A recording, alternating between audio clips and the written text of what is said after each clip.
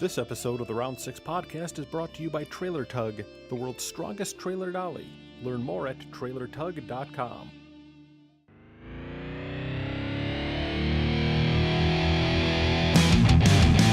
Welcome to the Round 6 podcast, a weekly roundtable discussion featuring a variety of automotive subjects, interviews, special guests, and stories.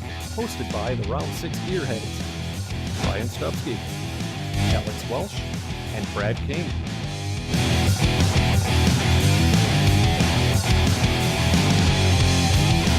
Here on episode 58, the Gearheads are proud to welcome automotive journalist, Mopar enthusiast, and Opel GT owner, Elana Scherr.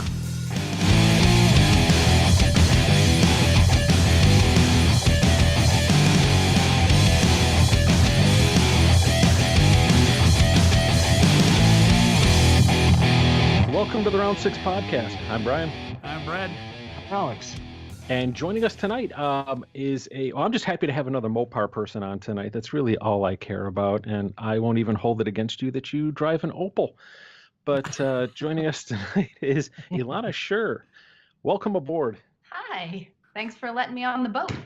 Well, thank you. We'll see what you think of that in about 15, 20 minutes. Yeah, do people know that you guys podcast from a yacht? Because, I mean, it's like really nice. This is more of a dinghy.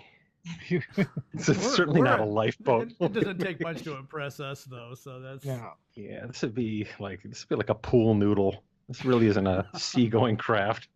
There's 4 of us on it. It's damp. I don't know if I want to put that in the. Maybe I'll just put that in the show notes. Join us on episode 58 as we all climb aboard the SS Round 6 pool noodle. This is going to go great. Into the deep end. Well, hey, thanks for joining us tonight. I know you've been quite busy this past week. Yeah, I was in a different country. That's outstanding. Yep. So, and you made it back. I did. That's always the goal. Yeah. The end goal of leaving is actually getting back. Sometimes. Depends on what you did before. I mean, if you got like a whole DB Cooper thing going on, you're not going to come back. No, I'm always eager to come back. I'm eager to leave, and then I'm eager to come back. But yeah, I was just in Baja, California, Mexico, for the NORA Mexican 1000, which is like a off-road rally. Outstanding. Did you did you do the whole local thing and stand alongside the trail and try to slap the cars and trucks as they went by? No, I was running in a chase truck, so I didn't actually spend very much time on the actual race course, but I have seen that in action before. Oh, that's crazy. I mean, it's horrible when you watch the video. Okay, I should say it's funny to watch, but then if you stop to think about somebody bouncing like a Super Ball off the front of a truck, it's pretty horrible. Yeah. It doesn't happen that often. No, but it always seems like there's a camera right there for it. Well, it just gets shared a lot when it does happen. But for the most part, people try to stay out of the way. You're more likely to hit a cow than a person. I guess there's some local hooligans, and they've been there for years, that just like to change course markers and dig pits and do all kinds of fun things. So hopefully nobody got caught up in that this year. I hear about that. And it, I mean, I believe it because I've heard about it from people in races, but again, I don't think it's very common. I think it's sort of one of those things that snowballs into a legend bigger story. Yeah. Because my experience down there, and this was the 5th time I've been down there, 4th time I've been down there for a race, and my experience is that the locals are really supportive, super excited, always ready to help, and certainly have tow ropes in their trucks and are quite useful when you're lost out there and you need help getting out of a pit of sand. So I would say that that 99% of the experiences that I've had with the locals down in Baja has been that they've been happy that the race is there and they want to help. Well, that's good. Outstanding. Now, is this your favorite kind of race to cover, or do you have a particular brand of motorsport that's like your favorite to go out and, I guess, cover? I haven't met any motorsport that I didn't like yet, so that's a real hard question to answer. I guess if you told me I could only go to one, I would probably go to Bonneville. The off-road Mexican racing is a pretty close second. It's beautiful and interesting. It's always different. Very cool. We should develop a motorsport while we're on this this episode here. Do something like the Prius Smart Car Mall Parking Lot Rally Challenge. Whoa. Think about this. I've always kind of wanted to do sort of like a 70s full-size car autocross. So like there's a length requirement. Oh, yes. 70 Fury. Yeah, and like no sway bars. I was going to say, bias fly tires. you'd have to have somebody in there who measures like body roll on that. Where, this guy went around the corner and, you just know that he didn't have the full 10.5 inches of body roll. That guy's cheating. Yeah. Well, Alex, is there like a airplane, gauge or something that measures like pitch and roll that we could use for that? We can instrument it with all kinds of stuff. We could put accelerometers on it. We could tell you exactly how far it's moving around. Sure. Yeah. Test y'all. Oh, that'd be so fun. Could you imagine that? Like a gigantic, like early 70s Chrysler with bias ply tires and disconnected sway bars, bench seat, lap belt, no shoulder belts. Can you run the lap belt so your feet slide out of the way before anyone else does? And you have to armor all the seat before you actually start I'm in. So would the objective be to try to get through the course as fast as possible or as stylish as possible? I guess that's to be decided. I think that you would try to get through fast, but maybe you could also get style points. Yeah. Let's try as alive as possible. I'm going to say just getting through without hitting parked cars and not taking out a fence. I think that would be the actual goal of your pass. Have the worst looking barrier walls of all time. You just have it in a Walmart parking lot and take all their Walmart carts and just distribute them all around through the parking lot. You're going to make a course. There's no co-injection, you use carts. Okay, well, that's shopping cart. Okay, we can liberate that name from some. We could have carts and cones. She just started something here. And on a more serious note, for our listeners who don't know who you are, you have been quite the fixture in our little neck of the automotive world as far as hot rods go. I mean, heck, you've written for Hot Rod, which is where I first became aware of you. But you had quite a career before that. Do you guys want the short version, real quick? Sure, whatever you want to go. Just interested in how you came up. Well, so I'm a freelance automotive journalist, so I will write for anybody. I first got into journalism when David Freiberger, who was editor-in-chief at Hot Rod, offered me a position at Hot Rod magazine. And that was, at this point, I don't know, maybe 9 years ago? It's a long time ago now.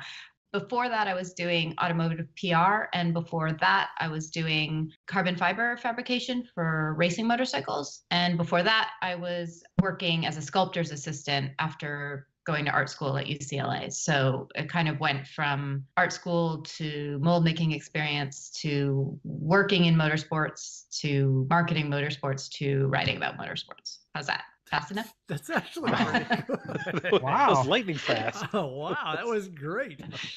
Wow. Art school. I attended art school as well. And it's every bit as crazy as anyone ever tells you art school is.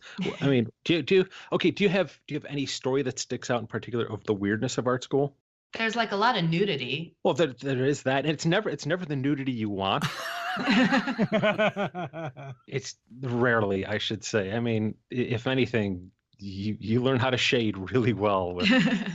Yeah, I mean, I had a good time at art school. It was definitely weird. I think it was useful, at least in what I do now, especially because I was studying a lot of sculpture and photography. So we had a lot of conversations about how things are made and why they're made the way that they are. What materials you use and stuff. And so I think that that's been something that's kind of stuck with me in talking to people about cars and customs and stuff is, why did you build it this way? What materials did you choose and why? And those kind of conversations are applicable no matter what people are making, whatever kind of art form it is. Man, it's funny. Yeah, I mean, gosh, I feel really old. When I got out of art school, really, we weren't even using computers too much at that point, which is sad. Now I talk to people who go to art school and it's like, oh yeah, that's all we do is everything's computer generated, this and that. And I'm going, holy crap. I think we had an Apple IIe and you weren't allowed to use it. So you would have just got graphite all over it.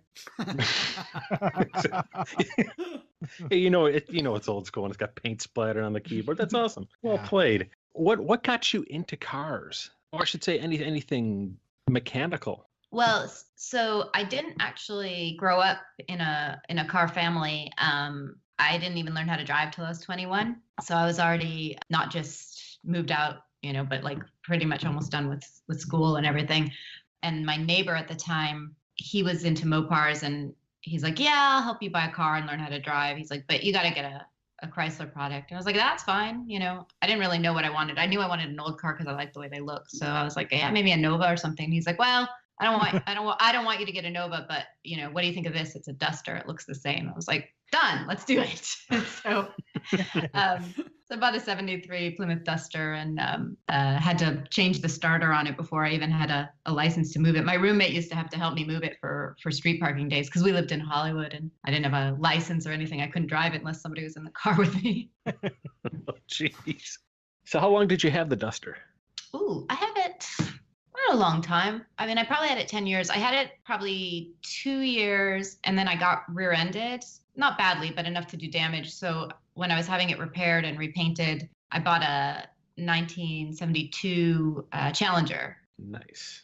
And it was a 6-cylinder car. I was like, oh, I want a big block. So I thought I was like, oh, I'll build an engine, because I was feeling pretty cocky. So, so I bought one, I bought a 440. This was back when you could like do that sort of stuff easily. I don't know if any of you guys are music guys, but Don Bowles of the band The Germs actually drove me in his van to go pick up this engine that we found on Craigslist or whatever.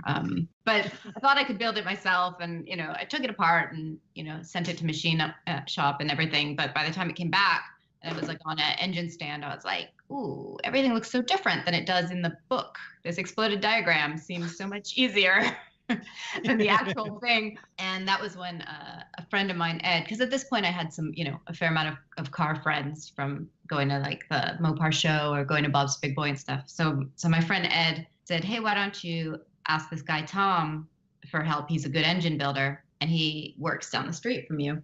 And so I asked Tom for help, and I was like still so new doing this as a hobby. It like, didn't even occur to me that you like pay people for this kind of work, because I was like, I'm doing it for fun. So clearly everybody else is going to want to do it for fun. But Tom said that it was a quirky enough request that he was willing to help. So he helped me build my first engine for that Challenger. And then we ended up dating and we got married. So that's a nice story. But and the engine was great. And I drove that. So then I drove that car primarily, but I kept the Duster for a long time. I finally sold it to a couple in Nova Scotia. Wow, that's kind of a road trip. Yeah. They came down, picked it up, and drove it home. I remember because we had to fix the heater in it because we'd just bypassed the heater because I think the heater was leaking or something because we didn't need it here in California. Kind of a requirement in Nova Scotia. Yeah, so we fixed the heater for them, and then they came down and they drove it home. And I remember the thing that they were most impressed about in California was that we had a lemon tree in our backyard. If you have their address, I'll send them one of mine. Yeah, they were just like, they couldn't believe it. We were like, man, we throw them away by the bucket, Yeah. They were like, oh, we got to take a picture of this for the kids. They drove that car from LA to Nova Scotia. They did. Wow, that's some real faith in a car. That's a killer. That's a great story in itself. As far as I know, they made it because they never called again. So. Well, that says a lot. I mean, okay, that's a well-built car. And again, Yeah. Alex, the Canadians, man, they're a hardy people. You grew up dodging, hockey pucks and running away from polar bears, man. You learn to move pretty quick. So you're international all over the place. Let's see. So far, this has spanned Mexico to Canada. Any other foreign travels while we're here? Just while we're thinking about it. I've been to the 24 Hours of Le Mans in France. Ooh, Very cool. Ooh, okay. that's a bucket list for me. That's I've been to definitely- Daytona, 24 Hours of Daytona. Never been to France. I'd like to go to that one. It's worth doing. I heard it's a spectacle in itself. The inside of the infield is almost oblivious to that there's a race going on. Is it that way? I saw a lot of Germans with no pants on. Themes are developing in this episode. This is great. But they have like a big gigantic carnival in the infield area. I guess you'd call it an infield area, and it's a whole spectacle in itself. Yeah, no, it's great. You can watch the racing from the Ferris wheel, which is pretty spectacular, and it's a neat deal. Yeah. So what do the French call the tilt-a-whirl? Oh, I don't know.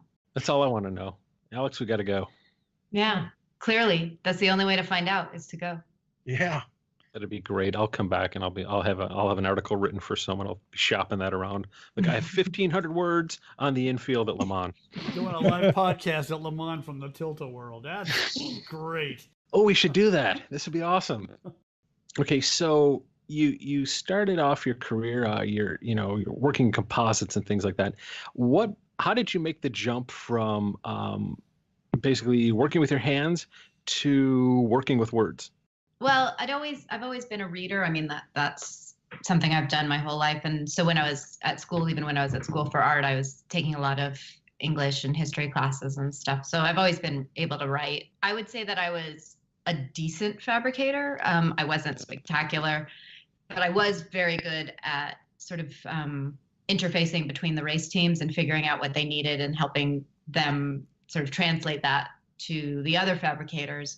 So even while I was at the carbon fiber place, I was sort of moving from being in the back shop to being more of a front desk person. It was a lot less itchy and it paid better.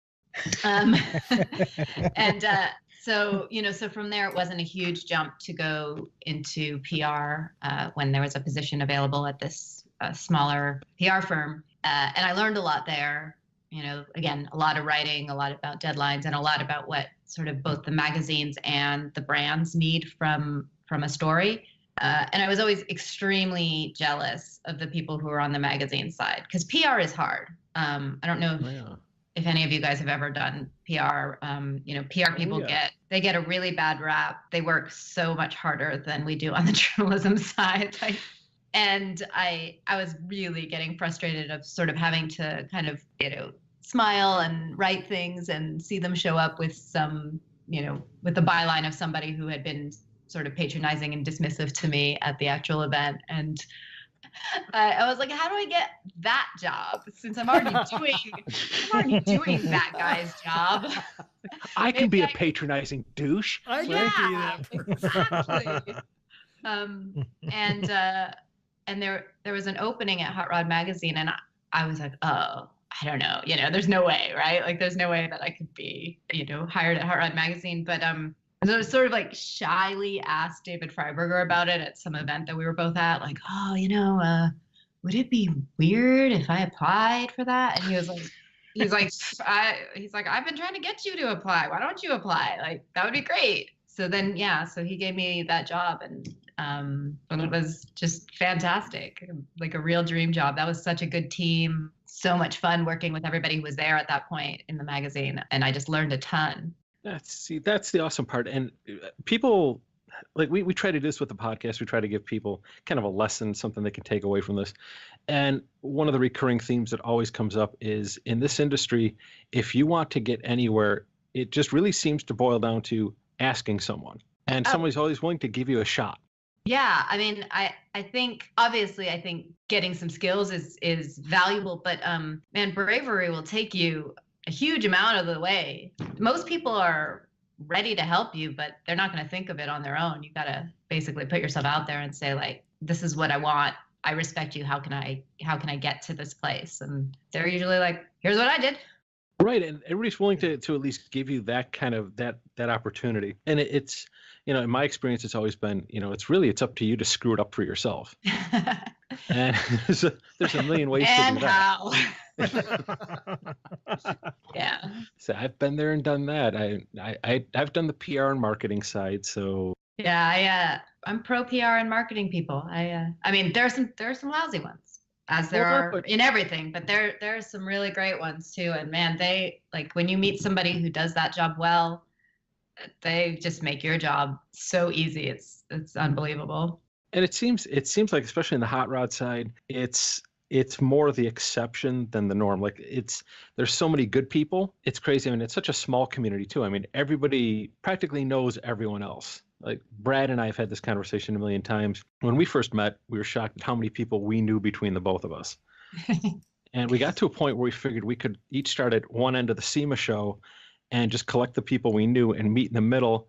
And we'd probably be able to know every person that the other person knew, connected via someone else. Oh yeah, it's not like, what is it? It's not like 6 degrees of separations. It's like 0.3 degrees of separation. It's crazy. And there's always one person that somehow became family with someone else. It's kind of like wandering through the South, really. It's weird, you know. Someone's got a cousin somewhere, but oh my God. So if you were to give advice to, if you were to be able to go back in time and give advice to a just starting out you, and this is one of these canned, stupid questions, but I love asking this because it's always good to get that introspective view. What advice would you give yourself to kind of get to where you are now, avoiding any pitfalls? Well, I mean, it's a hard one, right? Because I know what I think I would say, but maybe there would have been other pitfalls if I had done it that way. But the one thing that I would tell myself is that most of the people that you think are doing a much better job than you are not. And so you can, like, almost everyone is faking it as much as you are. So in one way or another. And so there were a couple of things where I maybe held back or I wasn't super brave, in particular related to driving, to like getting behind the wheel or being on track, where I was like, oh, well, everybody else is good at this and they're going to judge me for being bad at it. And now looking back on it, and I'm like, no, actually they were just ballsier. Like they just went for it, but they actually didn't know anything more than I do or did. I do kind of wish I could go back and be like just a little bit braver about trying something new and being bad at it. Because I was very aware every time that I did something like that I was sort of the only woman doing it and felt like I had a lot to represent. So I didn't want to mess anything up ever. And it would be nice to go back and maybe have a little bit less than that. On the other hand, I have, knock on wood, a very good, oh, sorry, I just freaked my dog out. Oh, you dummies. We're all dog owners, so we know the minute you're knocking it, it's like, oh crap, here it comes. But if I had done that, maybe, I would have had more crashes or, difficulties in a different way. I mean, I think that like coming at it sort of conservatively and respectfully means that haven't really wadded things up very much. That's awesome. Thanks. Is that what you were asking for? Yeah, I mean, it's funny. I mean, it's a hard question. And I've thought that through before I ask anyone that question. I've always gone through and thought, well, if I had to answer that same question, I like to pick on myself. So I would force myself into certain pitfalls anyway, just to watch me struggle. I mean, that's kind of the dick I am to myself. But I mean, and those struggles make you, I think they make you a better person, period. I mean, if you just kind of coast through, and I think we've all worked with that one guy somewhere that just kind of magically coasted his way in, and you go, how do you work with yourself? I think I'd much rather have to do the struggle, and heck, I've done it. It's fun. I enjoy a challenge. I mean, nothing beats that. A little sense of, accomplishment at the end of the day where you're like, yeah, I overcame this. Now, and a weird kind of topic, if you couldn't be doing what you do now, what would you choose to do? How far different do I have to go? Oh, as far as you want to go. Wherever I mean, if you come out and you're like, well, I'd like to go live on Mars and be the first. I really like writing people's stories, so I wouldn't really care if I was writing about something else. Like I'd be perfectly happy if I was writing about art or books or science. But if I had to do something radically different than what I'm doing right now, like a full restart. My dad's a scientist, an engineer, and I've always thought that, going into the sciences, not necessarily on the engineering side, but maybe on the like biological sciences, like I have friends who study animals and stuff. So it's like, oh, they travel around and they spend time in weird swamps looking for ants or whatever. And that seems like something that I would enjoy doing. It's funny. I'm kind of the same way. I mean, if I couldn't do what I do today, I always wanted to be a physics teacher. Really? I thought that'd be like the coolest thing ever. I love science. I love physics. I think that'd be the coolest thing ever. Either that or I really want to write. I just want to write dirty limericks. Yeah. Is independently wealthy on the table? Because I would be cool with that too. That'd be awesome. I'm working toward that. See, there's not really any particular education required to be that. It's like you can just step in and be that. That's like, okay, well, I can do that. I'm not real smart, but I can do that. All you need are looks and talent, Brad. Oh well, I'm out. Never mind. It's a good while it lasted. Crap. At your time at Hot Rod, the day that you walked in the door, the first day at work, what did that feel like? Did you feel like there was a lot of pressure to achieve there, or did you welcome the challenge? Both, but I mean, it was great. Like from the day I got there, it was great because there was just like the team when I was there. It was David Freiberger was the editor in chief, and then it was Mike Finnegan, Brandon Galogli, Jesse, Tom, and Phil McRae. Trying to think, was there anybody else? Anyway, it was a good team of guys. They like I knew them all already.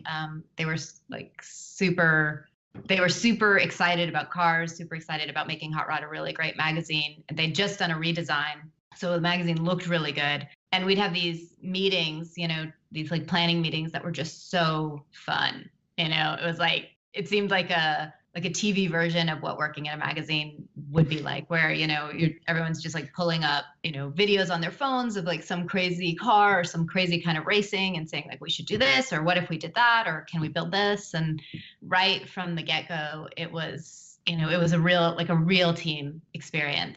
While there were definitely challenges, in particular, sort of some of the first year of events was challenging for me because I sort of felt like, oh, none of these racers and builders that I'm going up to are expecting to see me. They don't know who I am. So it was a lot of it felt like it was going to be a lot of explaining myself, but it really doesn't take long, I think, for car people to recognize each other. And so I really had a good time. I mean, I don't have very many bad stories. In fact, I don't have any bad stories about people not being willing to talk to me or not taking me seriously, at least after the first, sentence or two. But yeah, that magazine never struck me as the kind of place where, you'd walk in and there was some kind of like friction or hatred between any of the columnists. Although how great, what we need to do? What if we launched a magazine and we just deliberately staff it with all these people who have so much friction between one another that every single article in that magazine is nothing but some kind of a passive aggressive like attack against the next article. Yeah. I'm pretty sure you could go to any of the big car magazines and at a certain point in their history, that's probably true. We could scroll back through some old Car and Driver issues and probably find that era.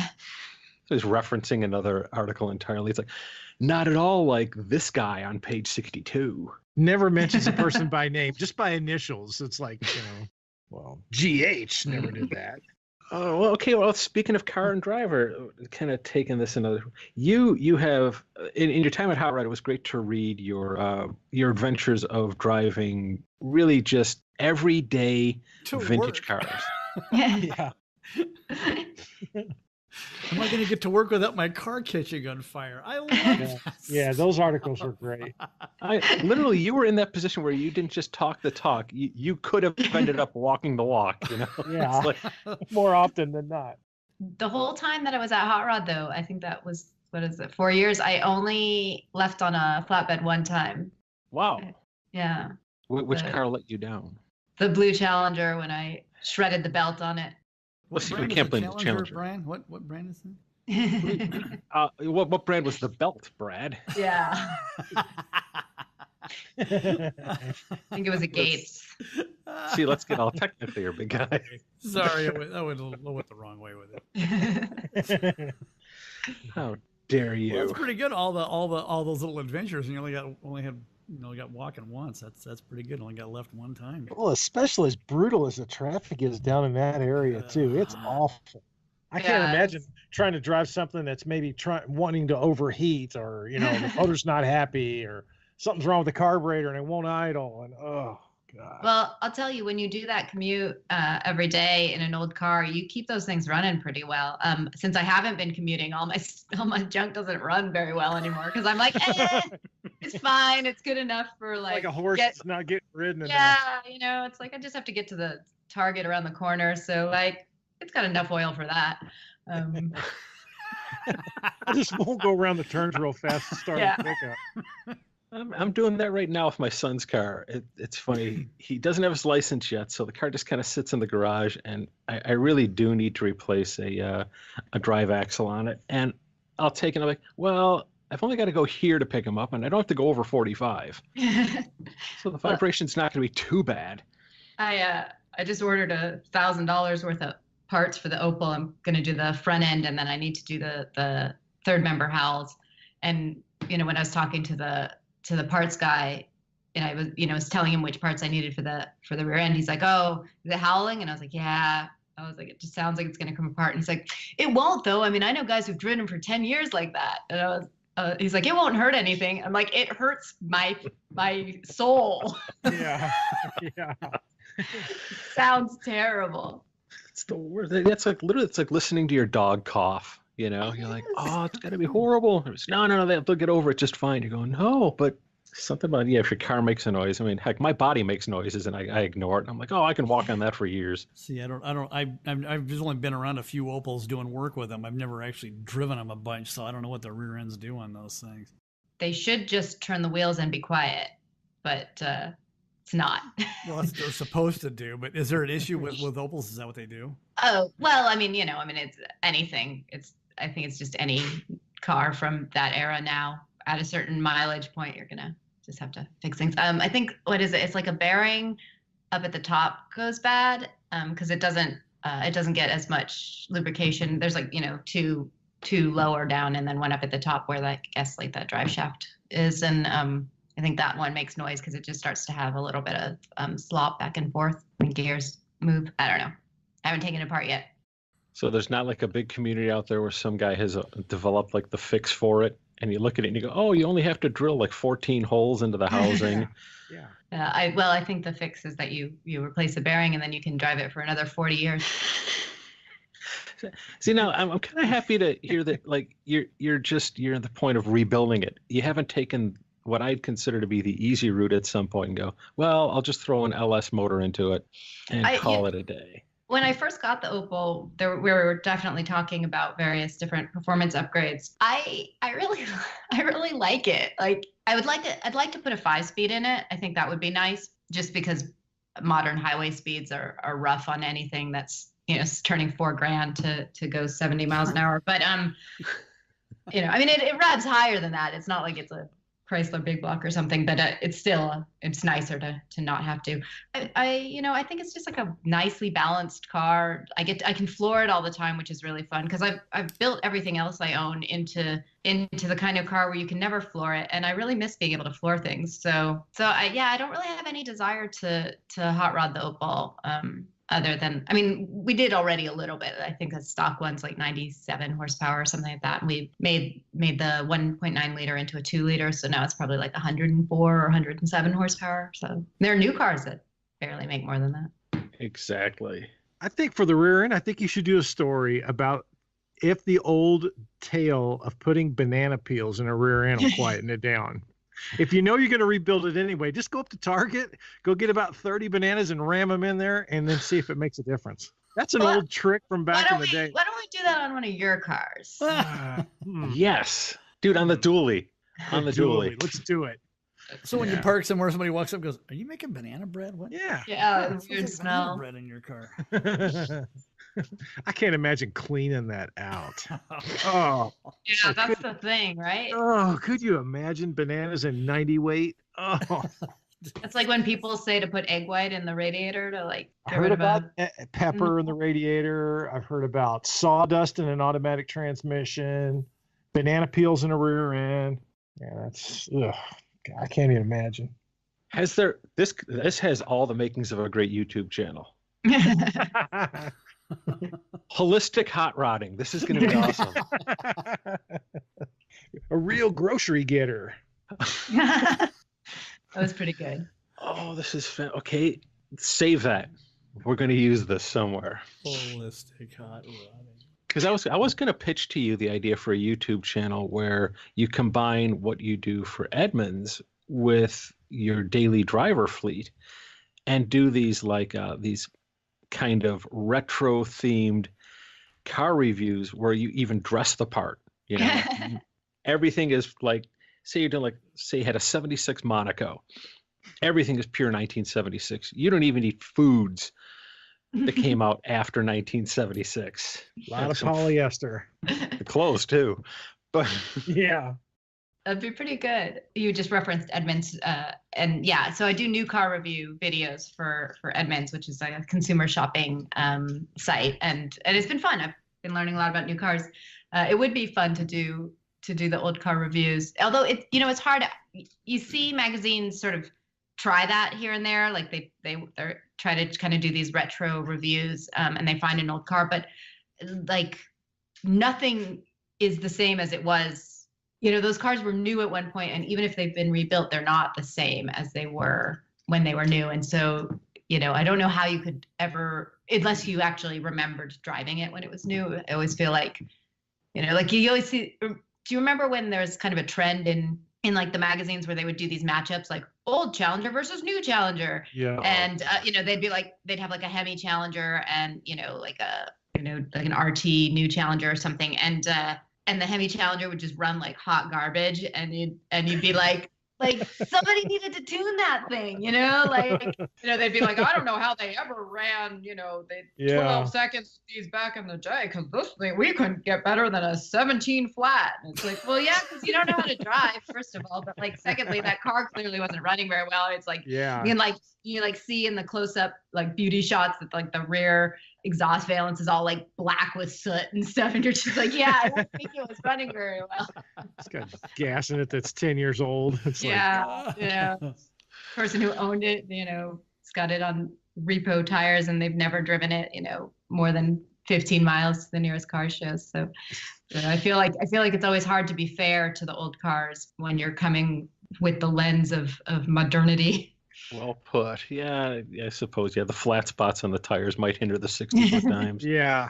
So what's it like testing cars? But I do like dressing up for something like Edmunds. Do you enjoy it? I do. It's been really fun. Again, you were talking earlier about always having challenges, and I definitely believe in that. I mean, I feel like, because I could write hot rod style features on people's custom cars, no problem. I could write that for the rest of my life, right? And I can knock them out in a day or two, and it would be easy and it would be enjoyable. But at a certain point, you sort of stop learning new stuff. I mean, obviously people do new things to their cars, but there's sort of a similarity to what people are doing. So you're like, oh, it's got Rodex block, and it's got twin turbonetics, turbochargers, or whatever, and it's like, starts to be almost a format. So it's been interesting to go and to learn about new cars, especially because, when I was at Hot Rod and Roadkill, I did some performance car stuff. So, I'd driven like the ACR Viper, or the,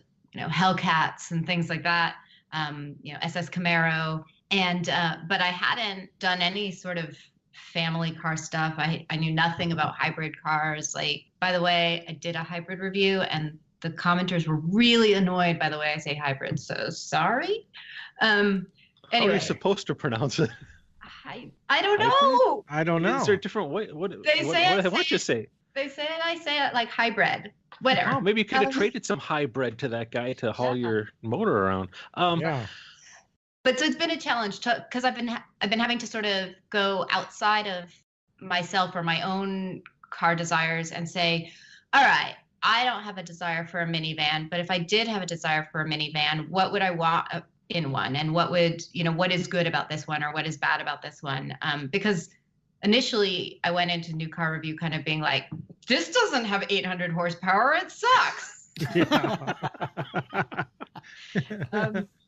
I can't even get this thing into the teens. Yeah. Like I can't do a burnout. Can't even floor it with, you can't even brake stand it. This car blows. But apparently, from my research, I have discovered that not everybody wants that. So that's a good challenge. Yeah, I know. You lose all your friendships you have at the different gas stations you go to. So that's not cool. Although I can see your point. I had done blogging for Dodge for a while, and for me it was weird to have to get into the new stuff. And it was really weird. So I started to look at it as a hot rodder. And I remember kind of getting the stink eye after a while, because I literally started looking at all these cars as something I could source parts off of. So on the side, I'm designing hot rods for people and going, oh, I could totally use the dash out of this. These seats are going to be awesome when you take the headrest off. And It's weird, but I guess in a way though, you've kind of got it made. You get to develop a whole new appreciation for the technology going into these things. So that's got to be kind of interesting. I mean, at least from the standpoint, I mean, yeah, sure, it's not the most exciting thing. Again, when you see, oh, this minivan holds 9 as compared to last year when it held 7 people. Yeah, the seats fold flat. Isn't that exciting? Okay, actually, though, when the seats fold flat, it is kind of exciting. It's pretty cool. Because when they don't fold flat, then they're freaking useless, annoying. And they might as well not fold at all. That's right. Or you have to pull them out.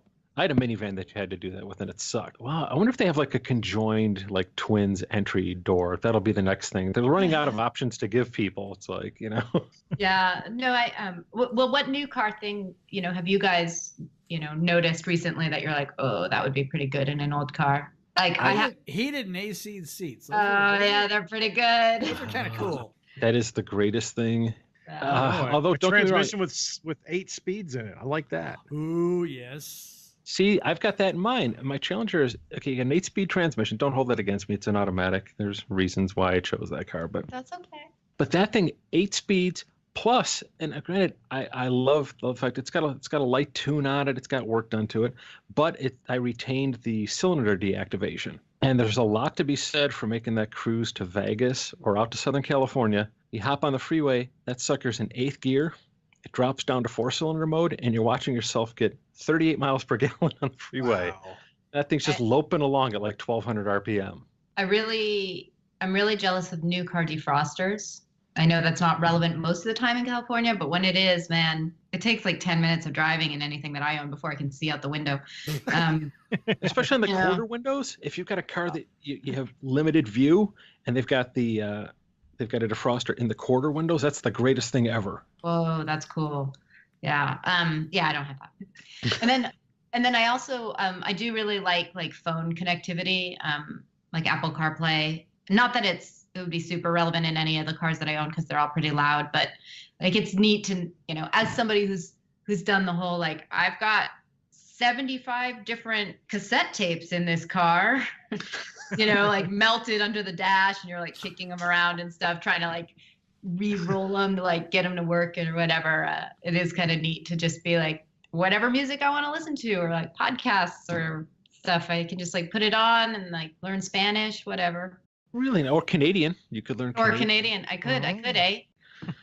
Nicely played. You've tested so many different brands of cars. Was there one particular one that stood out that before you got in it, you're going, I'm going to hate this thing, and by the time you got done with it, you really, really liked it? Is there one in particular that stands out?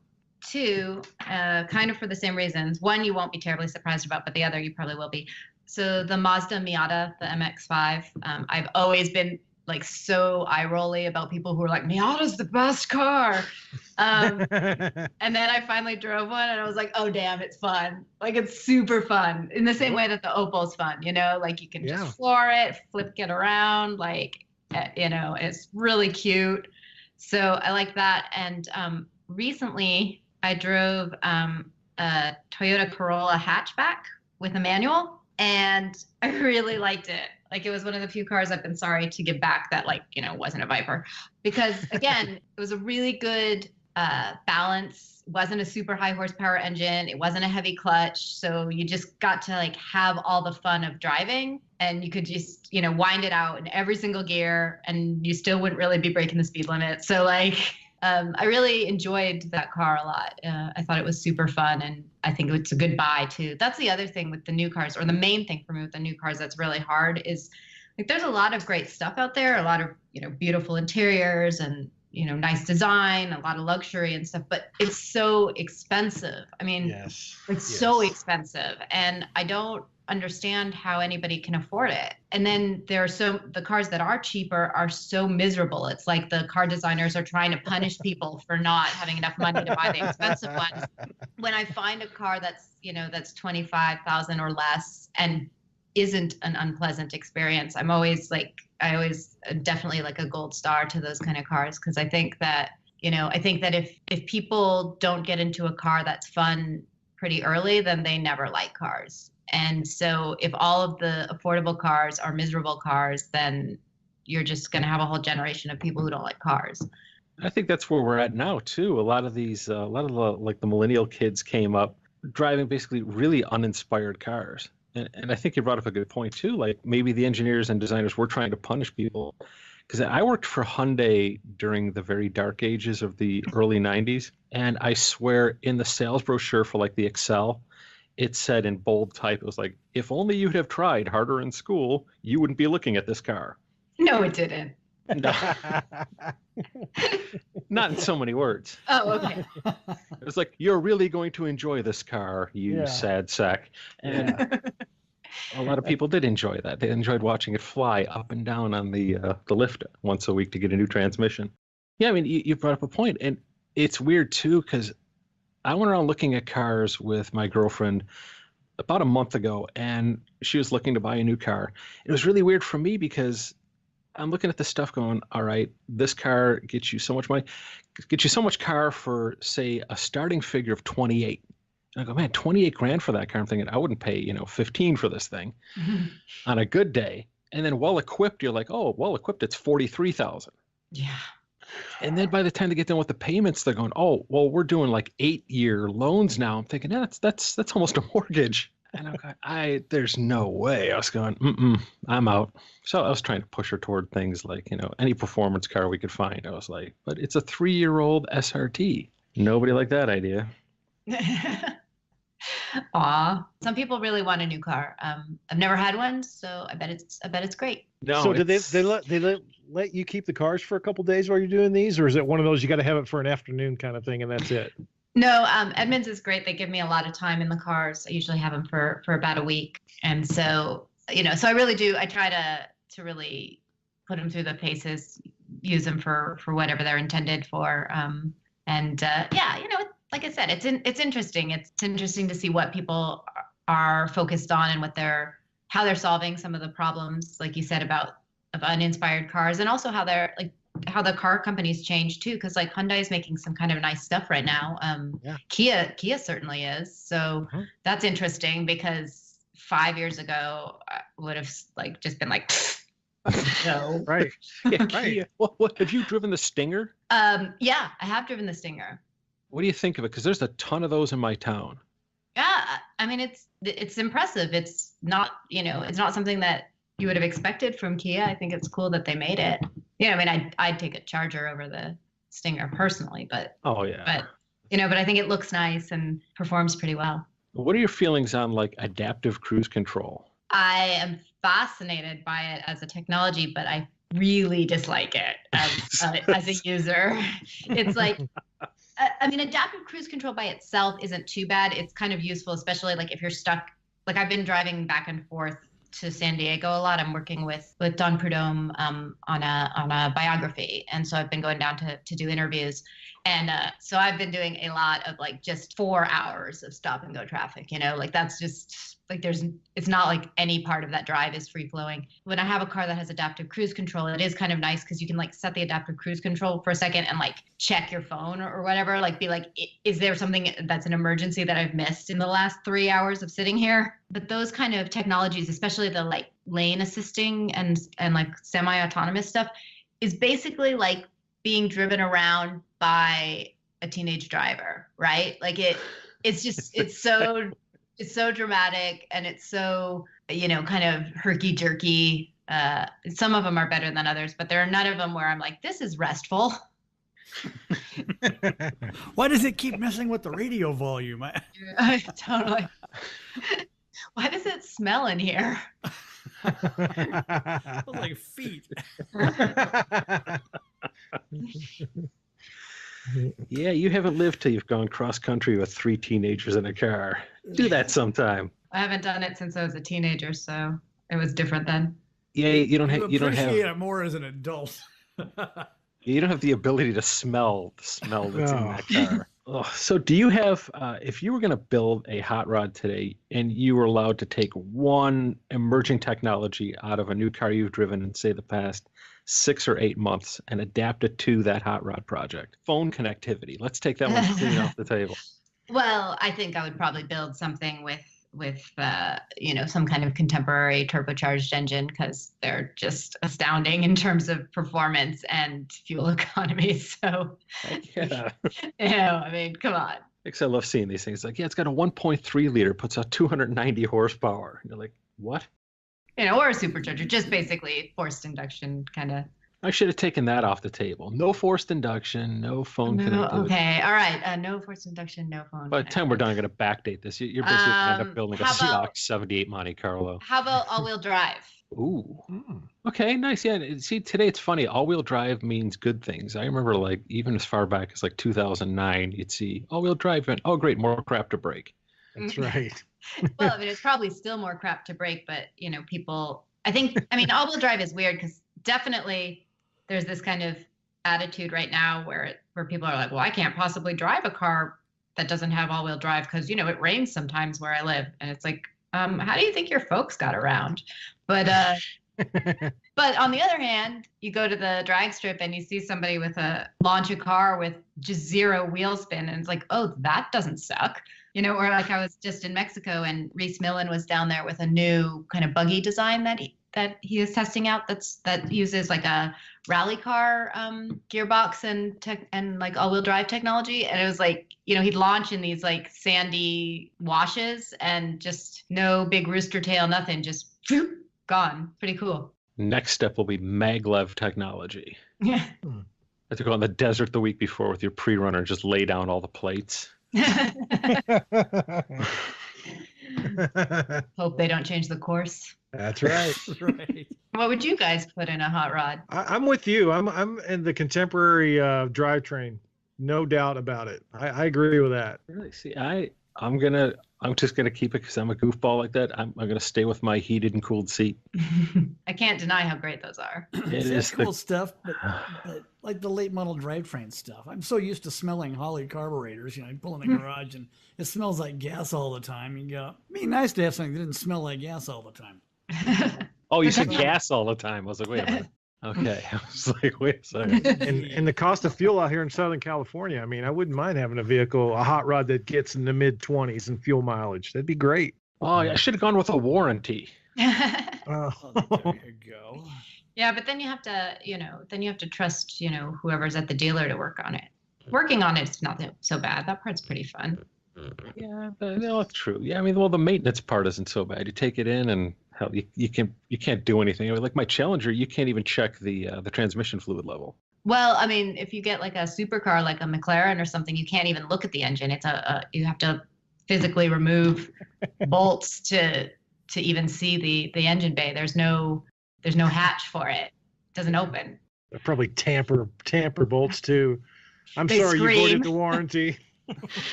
Just an alarm goes off in England. You open it up, it melts your face off like a British siren. Beeper, beeper. Even if you're spending that kind of money on a McLaren, are you really going to work on your own car? No, but you might want to look at the engine. Just to at least see what it looks like. I wouldn't want somebody else to work on it. It's like, I'll do it. You wouldn't have time. You'd be out buying watches or cruising around on your yacht. That's right. true. Oh man, car guys are so into watches. They're always people are always like, "Hey, look at my watch." And I'm like, "Yep, tells the time." I haven't owned a watch in like 15 years. I feel really bad. I don't fit in. I don't have tattoos. I don't have the squarey glasses. It's not too late. Oh, yeah, it is. Yeah, I've never done the watch thing. You either, huh? No, I don't think either. No, Neither of you guys for have me, watches. I can't. I mean, at work, rings and watches and jewelry. I can't really wear it. Not supposed to. Not around what I got we a cool watch. It's nothing extravagant, but it's kind of cool. Oh, you just got your. I see you got your watch. Well, Alex, you can't wear your nipple rings at work. Nope. Because I might lean across a power tray and get nailed. What was that? Was it Captain Lou Albano from the old wrestling days? With the rubber band in his cheek. Rubber band hanging from your face. There we go. So what is next on what's next for you? I mean, well, Elana, where do you see yourself in 5 years? Well, but it's like Pinky in the Brain, right? Like gonna take over the world. I don't know. The media landscape is very strange right now, so I can't even predict what my options are going to be. I'd love to do some like television writing if that's ever an option for me. I think that there are a lot of cool car shows that people are sort of pitching, and I mean, I don't mind doing the videos for Edmunds. It's fun to be on video, but that's not necessarily my goal to be the front person. But I would love to write for a big show with a big ambitious budget. I feel like I'm a solid ideas person, so doing something like that would be really fun. I certainly hope that 5 years from now sees me having finished my book 4 years previously. That is a major goal. Driving a brand new Opel. Yeah, brand new Opel. Well, you know, nice an Opel with a nice new suspension and non-howling rear end. Well, here, I'll pitch an idea for you. Let's go into this together. We'll write a TV series. This will be evergreen, because every year it'll be brand new. We do an ensemble cast retelling of the building of that year's Riddler Award winner. Is it going to be like a dramatic reenactment? Oh, tremendously so. I mean, there's going to be, I want to get something that's huge budget, just because the special effects budget is going to have to be outrageous. There's going to be so many sparks in this thing. So many slow motion shots of people grinding. So much. No matter what's going on. It's actually just like a full 40 minutes of just slow motion sparks. Like you don't actually have to do anything else because you can't see anything else happening because it's just sparks. Yeah. Even as the guy's installing the glass in the car, sparks. Yeah. But I don't even know how to do putting that. an engine together, sparks.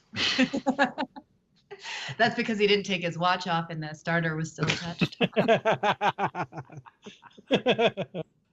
Interior shop, sparks. Ooh, yeah. Spray booth, sparks. Just painted with sparks.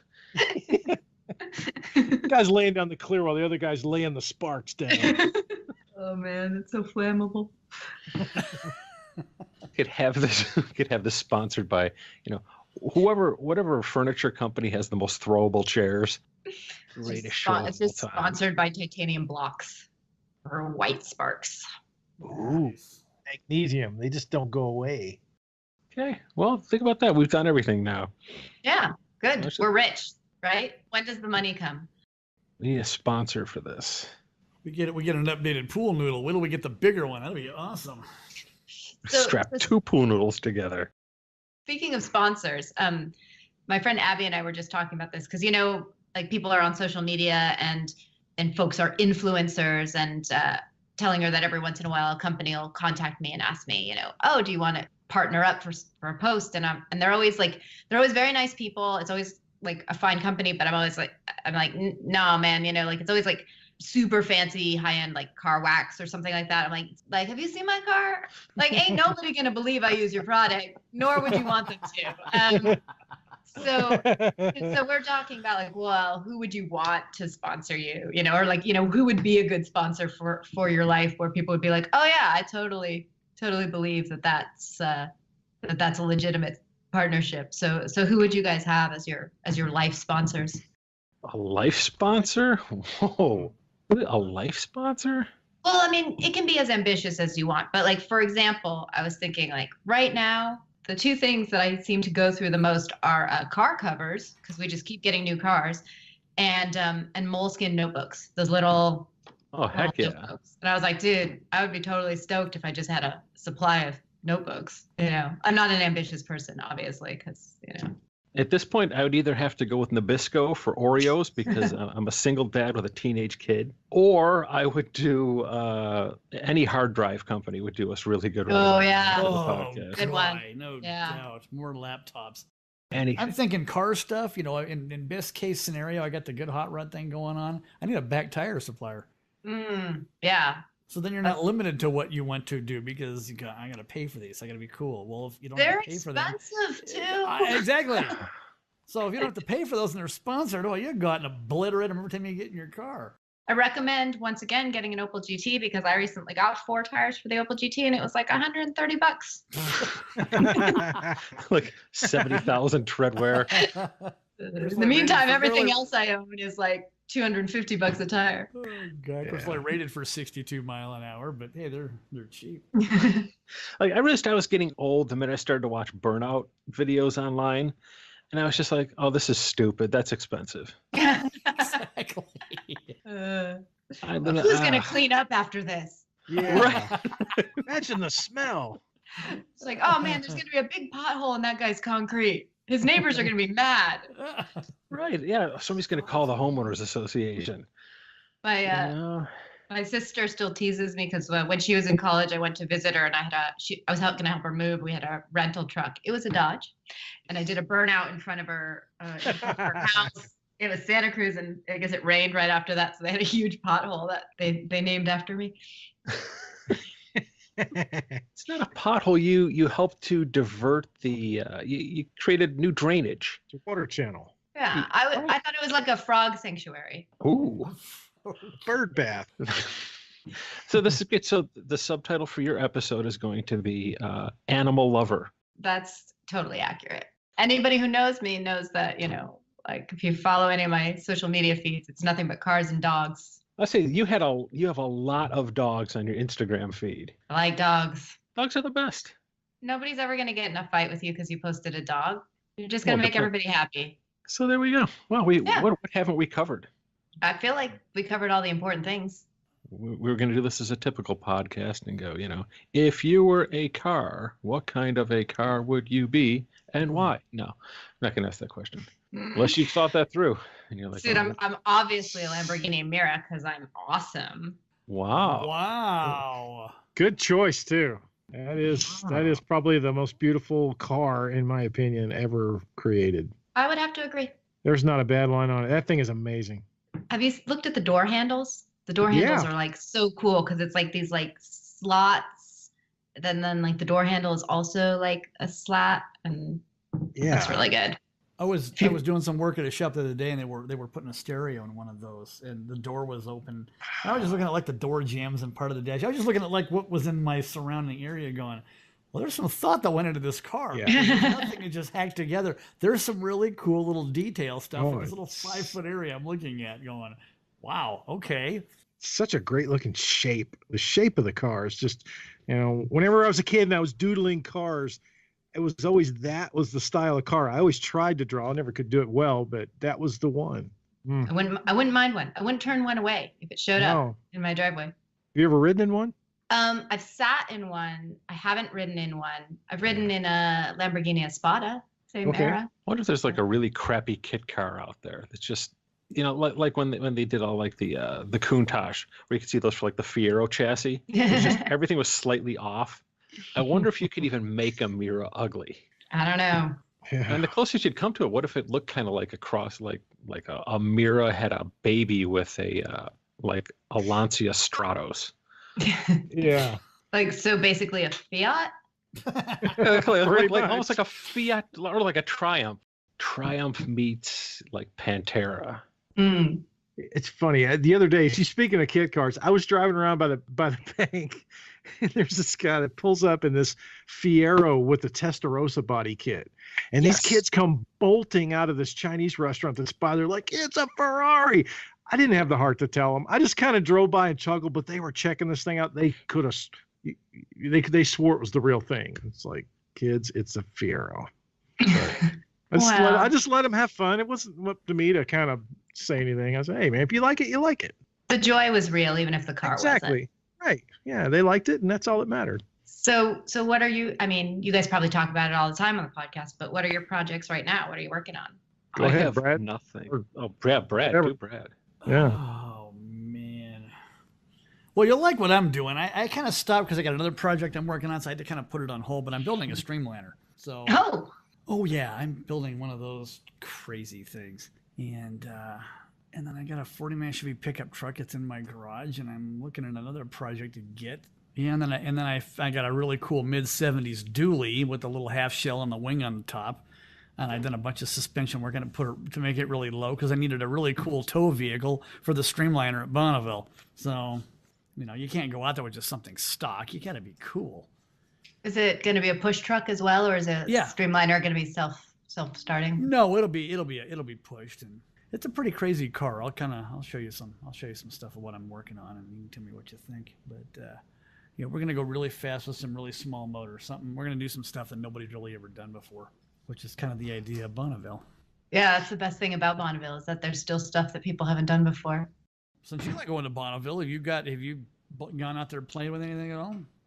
I've never driven anything out there other than a rental car. I mean, I've been out there a ton of times covering other stories. But I mean, that's kind of what job is a lot of times, is sort of being there while other people do super cool stuff, which is fine. But yeah, I'd like to drive something at Bonneville. But I feel like I've got plenty of time, since, like middle age range for somebody driving at Bonneville is like 75. So pretty much, you don't have enough money to go play out there until you're older, it seems. Yeah. Like. So. Brad, at this rate, you got to get yours done next year. I got to get it done. Shut up. That old, not yet, but I am the mature one of the group. Yeah. Vintage. Alex has projects. Yeah. Got a 64 Chevy truck, a Slam 64 Chevy truck. Got a 55 Chevy Pro Street truck, Air Ride, that's going to be up for sale here, hopefully at the Father's Day Roadster Show. Got a 71 Camaro Rally Sport. Got a 68 Camaro. And that's about it. It's a solid collection. Just wish they ran. Yeah. I'm the lame one of the group. I invest most of my time in my kid, so just got a late model Challenger. Nothing wrong with that. No, he's a big enough project, man. Yeah. Right. It's an important project. And they only grow up once. Do it right. So the late model Challenger just gets the little stuff. I mean, it's done intake, exhaust, working on a 392 cam for it. I'm going to do the 6.1 upper intake for it. Just the typical goofy stuff that everybody does to an RT. Mm-hmm. That's cool. Those are good cars. I like it. It's been very good to me. So what about you? What do you got going on? Besides the rear end squealing Opal, what else you got going in your... So we've got, what do we have, 13 cars? Oh, crap. You win. You win. So, anyway, Opal's next on my repair list. We have a 69 Dodge Polara, needs a headliner. Tom has a 69 Charger RT. We've got a 71 Barracuda. I've got a 70 Challenger that I built this giant 505 stroker engine for and now never drive anymore. But at some point I'd like to take that to the track, see what it does. I've got a satellite wagon that is just dying for some lace paint and stripes, Brad. Hey. And got a Spirit of 76 Dart Light, which is a drag car that I haven't driven in ages that I need to figure out what to do with. And then we've got a whole bunch of trucks. So we've got a 78 Dodge Dually that somebody painted in 1983. It's excellent. It's bright yellow. It has awesome stripes on it. It's hilarious.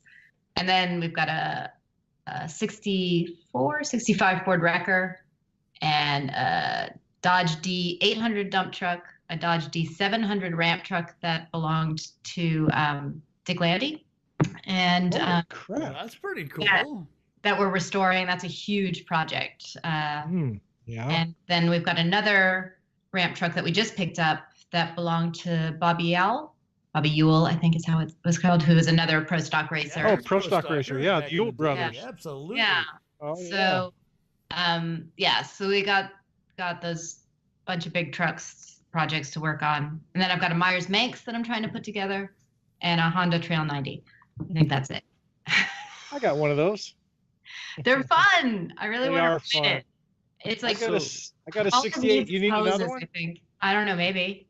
I got a 68 that I may sell here pretty soon. They're kind of pricey. They get good prices. I can't afford to buy one. Somebody gave me this one. What do you do with all your free time?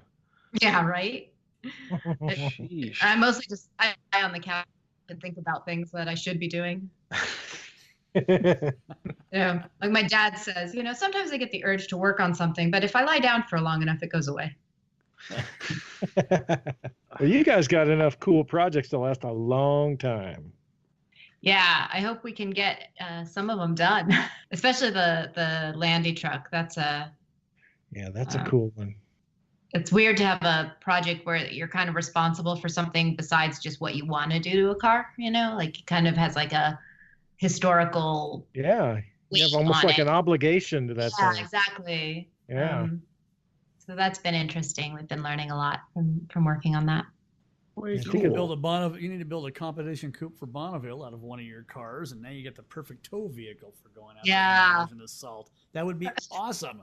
Yeah, I think the goal with the Yule truck is to put a diesel in it and sort of rebuild it a little bit. All those ramp trucks, these big ones, people cut them up.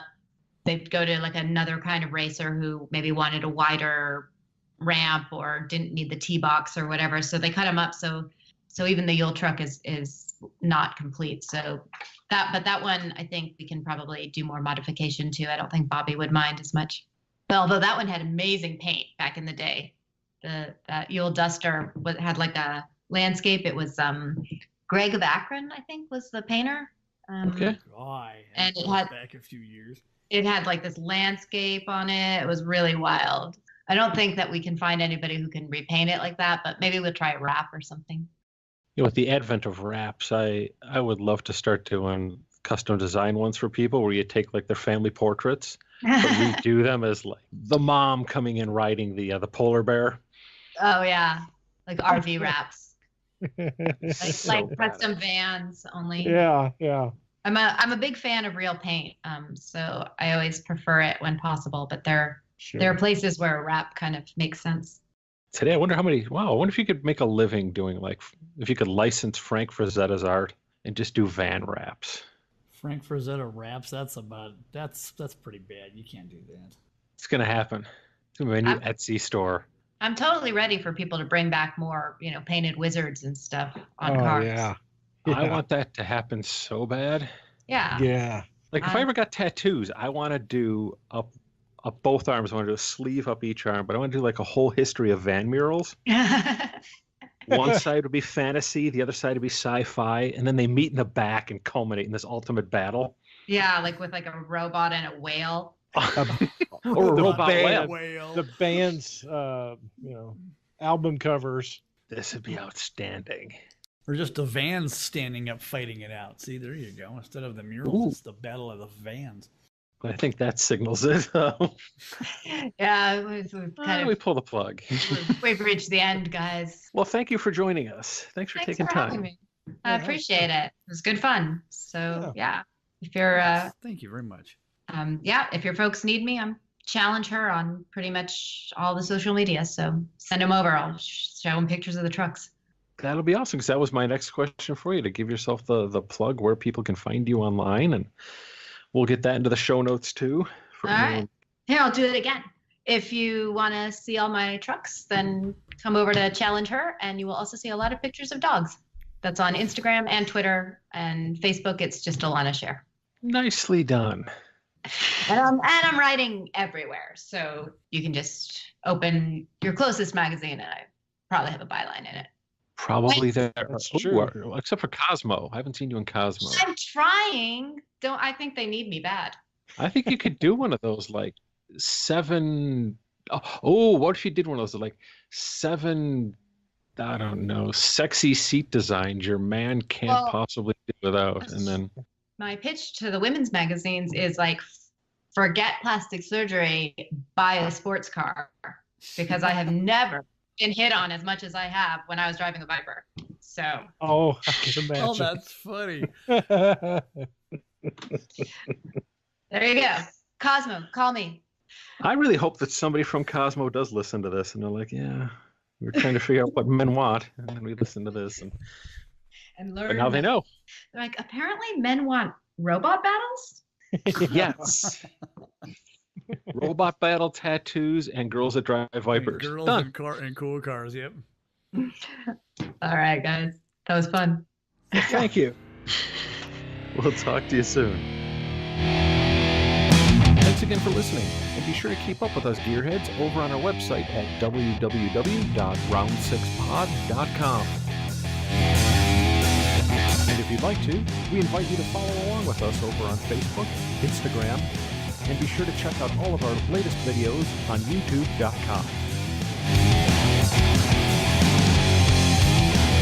Big thanks once again to our sponsor, Trailer Tug. Please visit them at trailertug.com and learn more about the world's strongest trailer dolly. Our listeners receive 10% off their order when they use the discount code ROUND6 at checkout or when calling their order in.